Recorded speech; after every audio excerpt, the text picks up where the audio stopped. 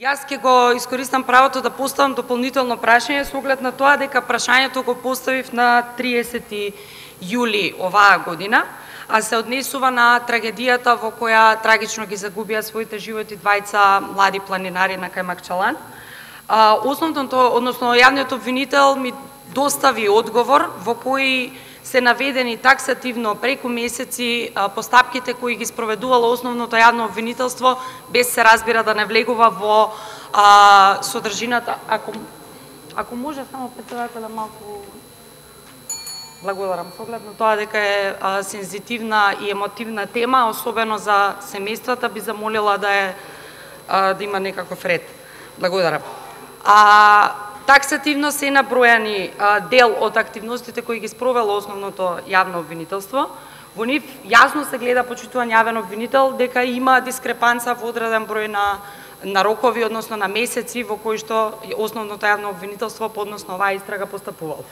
И брзината на истрагата е веројатно нешто што најмногу ја револтира јавноста и семејствата на двајцата трагично загинати планинари. Дополнително, како најсериозен навод го наведувате во одговорот тоа дека треба да се обезбедат одреден број докази од страна на Република Грција, со оглед на тоа дека има две држави во целата оваа истрага.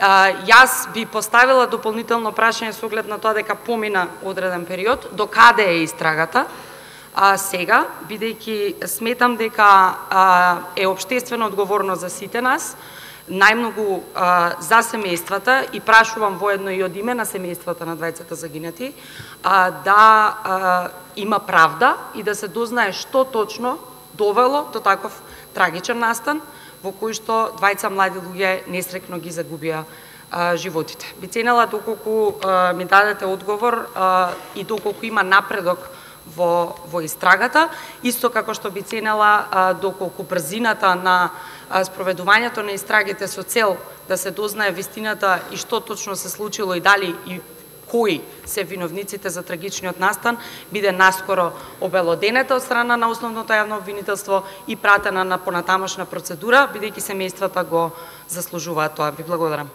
Процеси што ги бара пратеникот во делот на постапката за несреќниот случај, обвинителството, откако ќе ги провери сите овие наводи, ќе достави писмено известување.